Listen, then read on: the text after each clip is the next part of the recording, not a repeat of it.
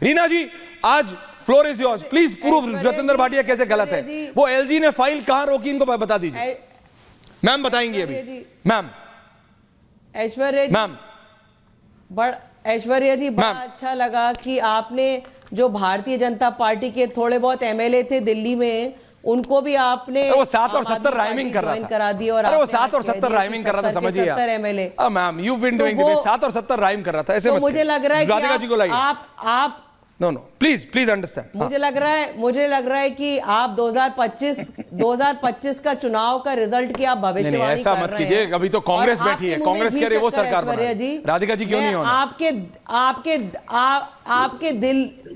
आपके दिल की बात आपके जुबान पे आ गई। मेरे दिल की बात तो यही है, ये प्रोजेक्ट क्यों नहीं पूरे हुए?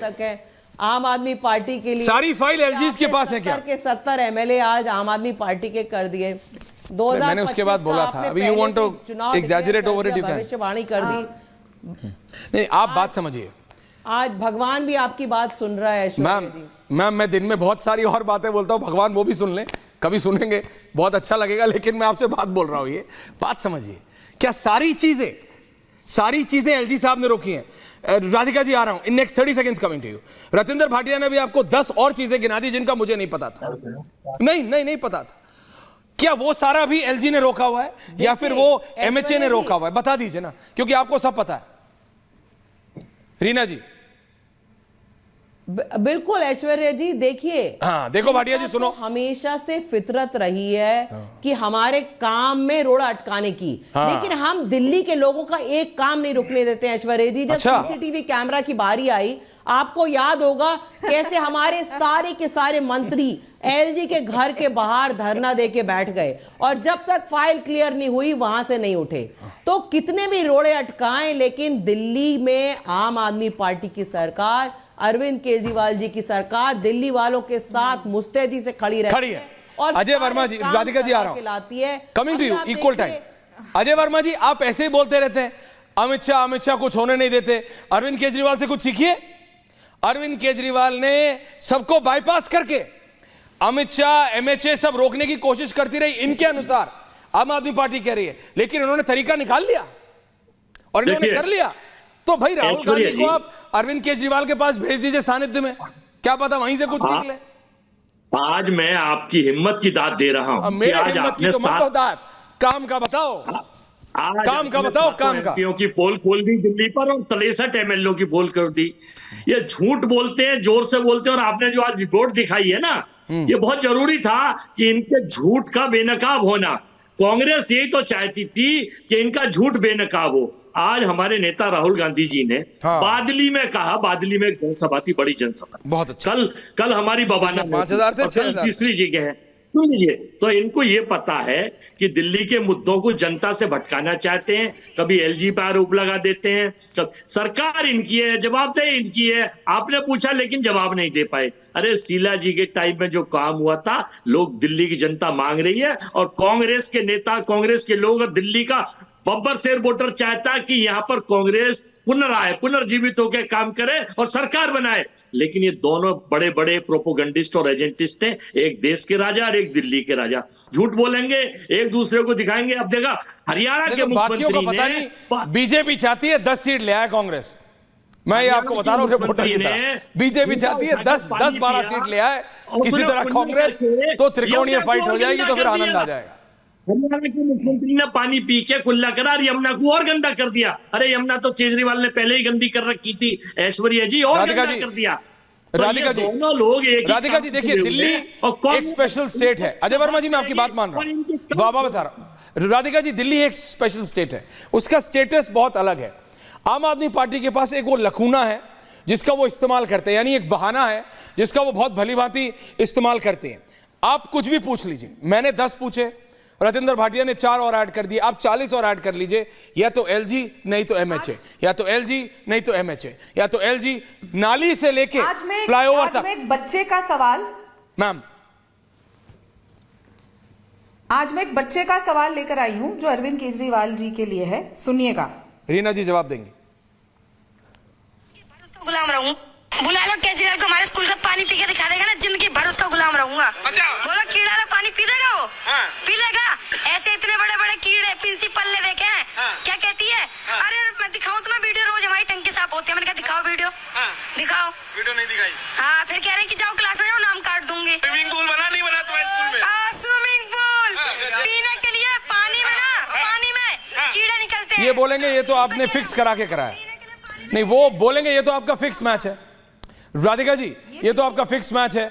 आम आदमी पार्टी बोलेगी आपका फिक्स मैच है। अच्छा, मजेदार बात है, साफ पीने का पानी देने से, ऐश्वर्या जी, साफ पीने का पानी देने से एलजी साहब ने हाथ पकड़ लिया। दिल्ली की सड़कों के गड्ढे भरने के लिए एलजी साहब ने हाथ पकड़ लिया। 24 घंटे बिजली देने से एलजी साहब ने हाथ पकड़ लिया।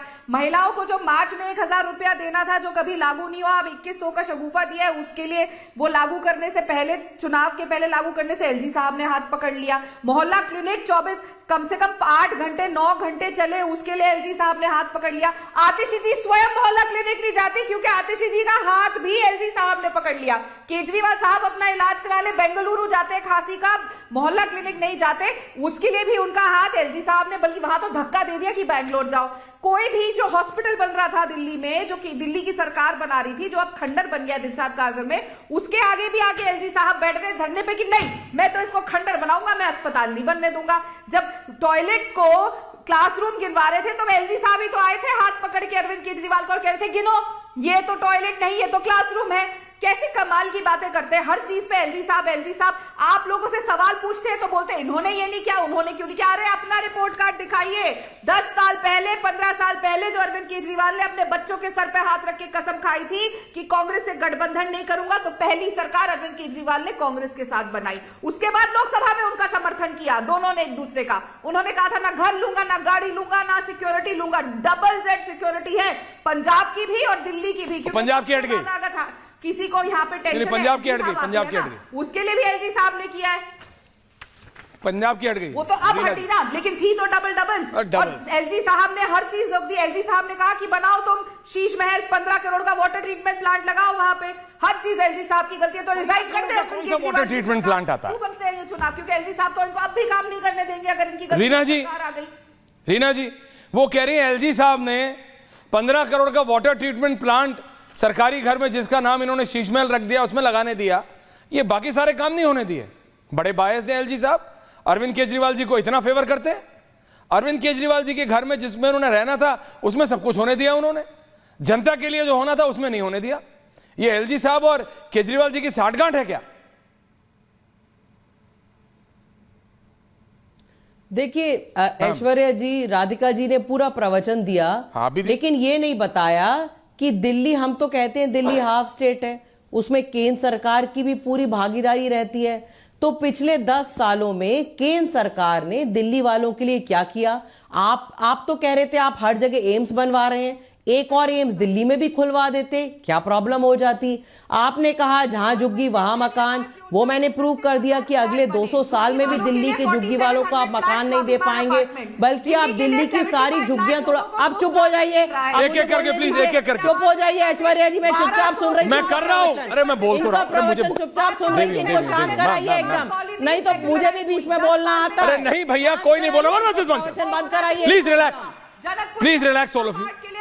Radhika ji, Radhika ji, Radhika ji, Radhika ji, Radhika ji, Radhika ji, Radhika ji, Radhika ji, Radhika ji, Radhika ji, ma'am, ma'am please एक एक करके, प्लीज एक एक करके। Thank you very much. Thank you. Delhi के लोगों ने इनको एक जिम्मेदारी दी थी, लॉ एंड ऑर्डर की। दिल्ली को rape capital of the world इन्होंने बना दिया। 3 महिलाओं का रेप होता है रोज, 19 बच्चों का अपहरण होता है, सरेआम फिरौती मांगी जा रही है, सरेआम फायरिंग हो रही है। कहां गई आपकी दिल्ली? तो आप क्या कर रही हो? सरेआम हो रहा है सब कुछ तो आप ये बताइए मुझे, सरकार आपकी है इसका आप बताइए। हमने सीसीटीवी कैमरा लगवाए हैं, हमने स्ट्रीट लाइट्स लगवाए हैं, बसों में बस मार्शल दिए हैं, उसकी वजह से दिल्ली के क्राइम पकड़े जा रहे हैं। लेकिन आपकी वजह से दिल्ली को most unsafe metropolitan of the country का दर्जा मिला है। क्या आप कैसे आप नेशनल टीवी पे आके आप बात कर रही हैं? दिल्ली की महिलाओं से पूछिए, रात को लोगों का घर से बाहर निकलना दूभर हो गया है। महिलाएं इवनिंग वॉक के लिए नहीं जाती हैं चेन स्नैचिंग की वजह से। Evening walk is very important. आपके पास क्या जवाब है? राधिका जी आ रहा हूं, रिलैक्स। ओके रीना जी,